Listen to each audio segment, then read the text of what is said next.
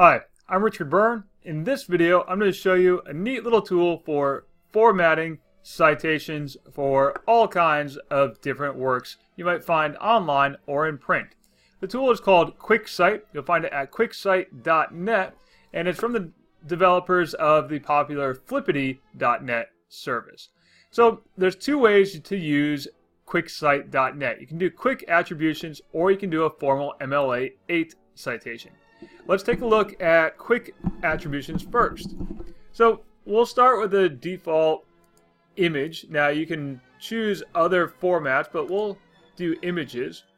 And one of the nice little things about QuickCite is that anytime I hover over the little question mark icon, it will give me a little bit of guidance about how to fill this in. So let's go ahead and say we found an image. We're going to look for an image of cats. And, our kids go to Google Images all the time. It's important for them to know about the tools setting where they can choose usage rights and say labeled for reuse. And maybe they like this cat picture here. Now, a lot of students will just simply go and right-click on this image and download it, but that's not what they should be doing. In fact, if you go back over to QuickCite here, it'll tell you that when you're looking for the source of the image, it even says, important, Google is not the owner of the image you found. Keep clicking until you get to the actual website. And it says the same thing about YouTube. Right? Keep clicking until you find out the actual source. So let's find the actual source. We'll click on the image, and we'll find here that it's loading on a Flickr website. Now, the name of the picture is The Secret Names of Cats. So the title of the image is Secret Name of Cats, or The Secret Names of Cats. And now we're going to say that we're going to cite the creator of the image. And in this case, that's Robert Coos Baker. So let's fill that in.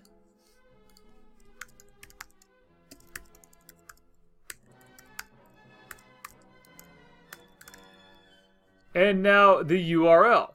And again, we want to have the correct URL for the image, which is right there at the top. And now we can paste that in.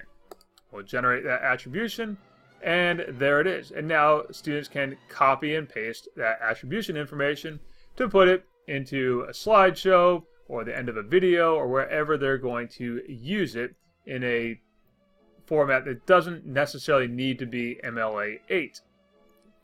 Now, let's take a look at some other ways you can use this.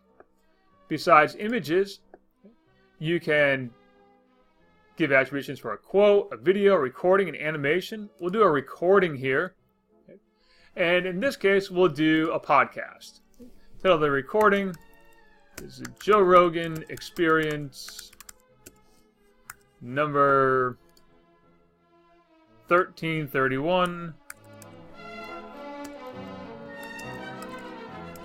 with Alonzo Bowden.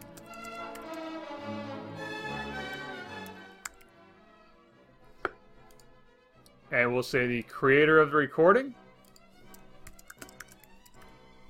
And we'll take the URL for the actual recording. Again, this is important that students don't just write down iTunes or Google Play, but actually put in the address and then generate that attribution, and we have it right there. All right, now let's take a look at the MLA 8 tool that's available through QuickCite.net. So MLA 8 citations. In this case, we're going to do it for a book that I like. It's called Unfolding the Napkin. Highly recommend this book. Great way to think about problem solving and to think about designing instructional materials. So Unfolding the Napkin is the name of the book, and the author in this case is Dan Roam, R-O-A-M. And the title of this source or the title of the book is Unfolding the Napkin. Now, we don't have a primary container here, and again we get from QuickCite.net a little explanation of what that is. There are no other contributors here. There's no other version of this book, so we don't need to worry about that. It's not part of a series, so we don't need to write about that.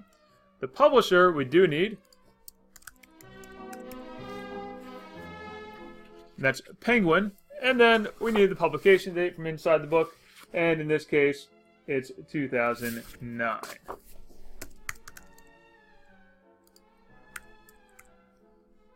And for this, we don't need the location unless we are citing specific pages within the book. Let's say we're going to do pages, I'm going to highlight some of my bookmarks from here, and we'll say I need pages 86 through 95.